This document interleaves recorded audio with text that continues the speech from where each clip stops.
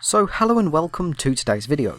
So a while back I did a video on some non-supernatural rumours and hoaxes in Rockstar's games. And that video was actually really enjoyable to make because, I don't know, it's just really nostalgic. So I thought I'd do a follow-up video to that. And once again we're going to be focusing on non-supernatural rumours and hoaxes. No Bigfoot, no ghosts, no aliens, no Kiflom or whatever. And we're going to start off by talking about the heart attack in GTA San Andreas. So as you know, GTA San Andreas was revolutionary because it included a lot of RPG-like elements for CJ. And one of the then new features that Rockstar added was the weight system. Players have full control over CJ's body and weight.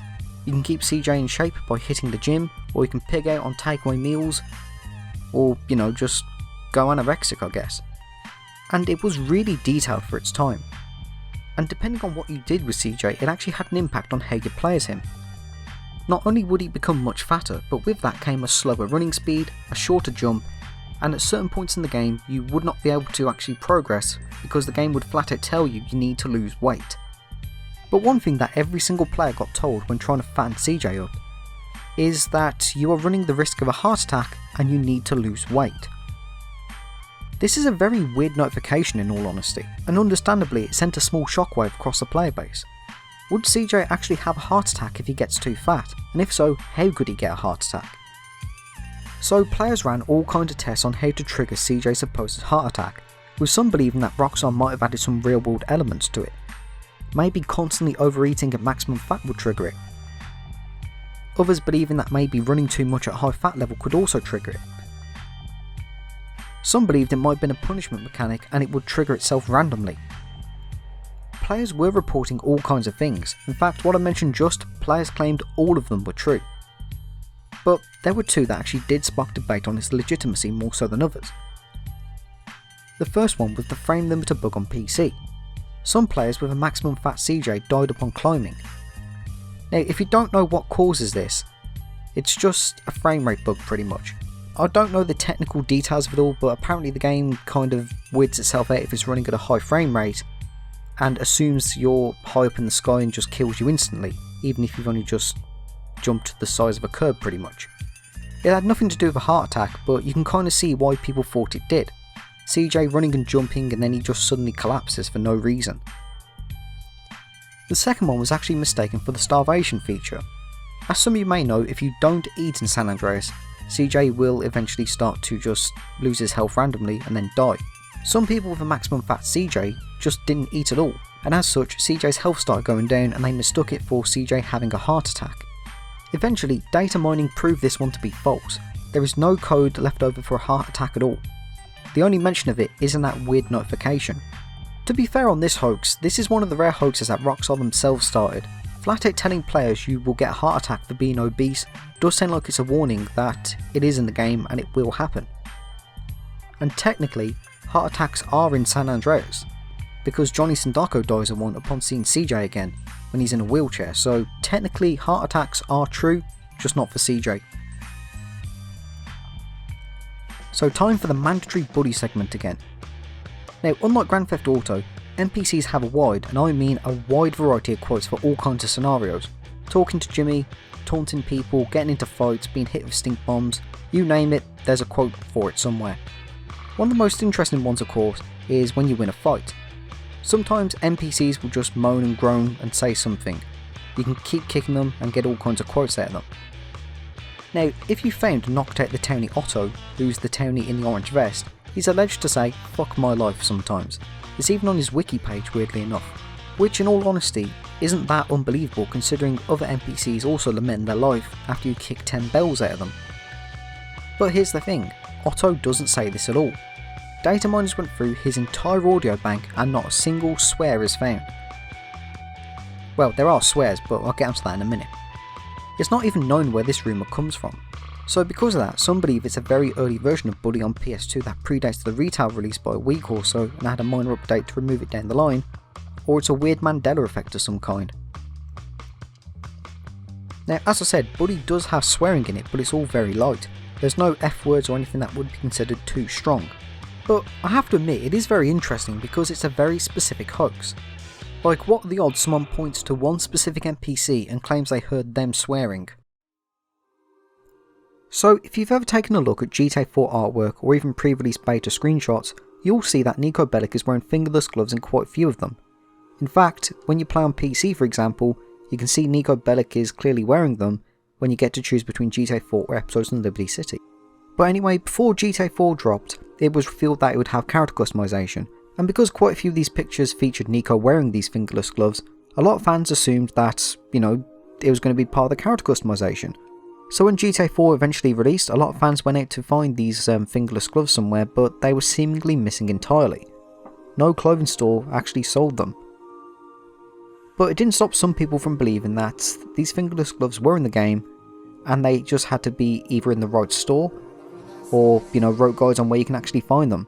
In fact, what's even weirder about this is these fingerless gloves are also featured in PC pre-release pictures as well. PC didn't release until December 2008, so this only added fuel to the fire that fingerless gloves did exist in the game, but you just had to find them somehow.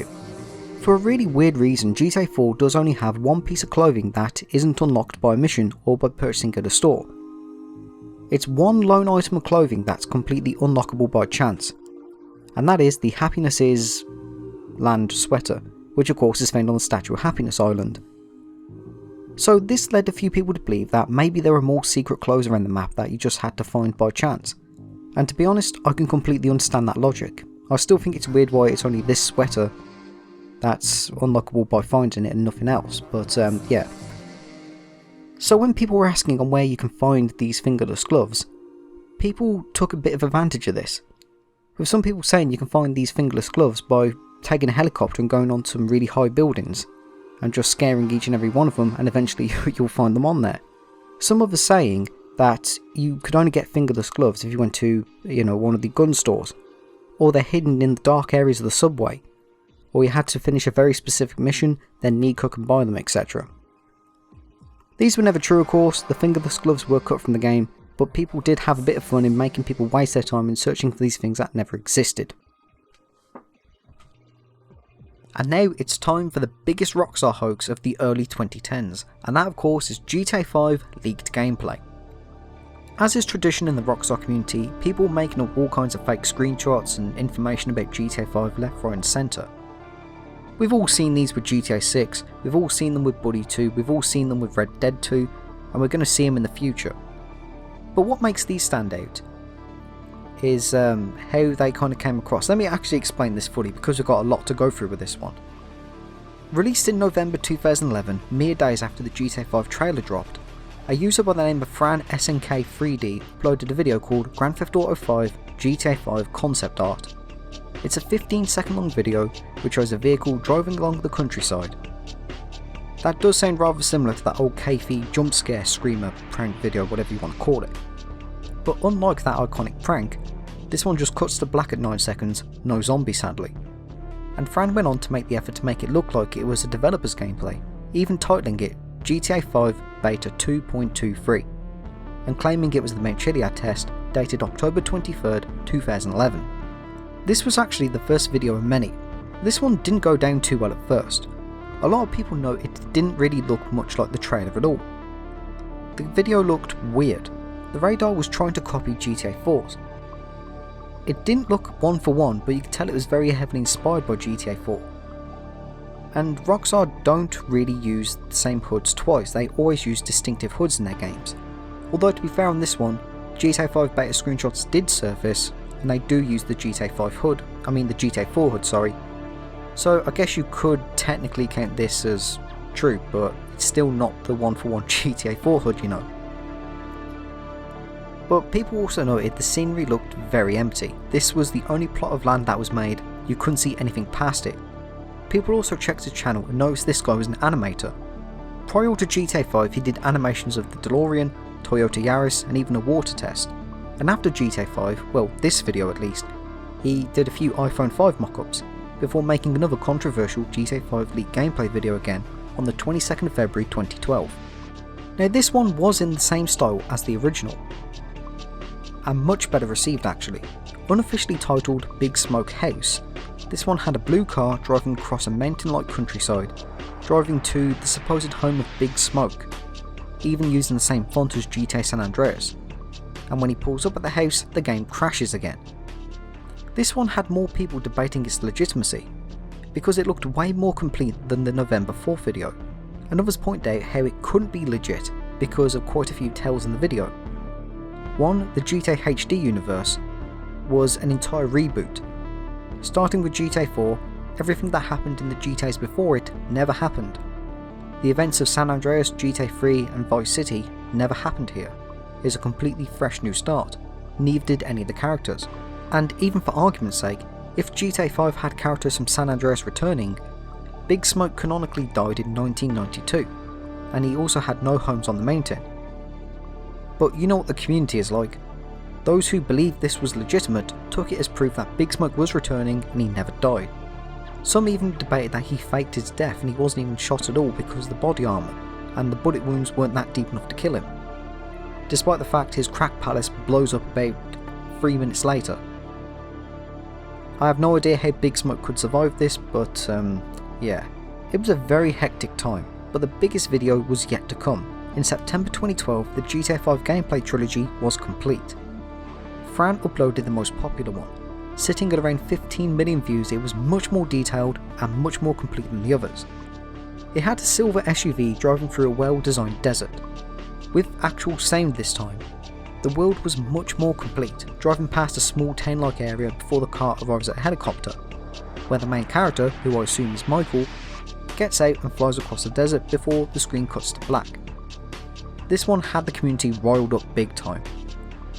Excluding the character animations, this was much more in line with GTA 4 and 5 than the previous two. And some people even claimed that this looked better than GTA 5 itself. I think the one thing that ruined it is the character animations. They are really off. You know, not even Vice City looked this bad in the animations department.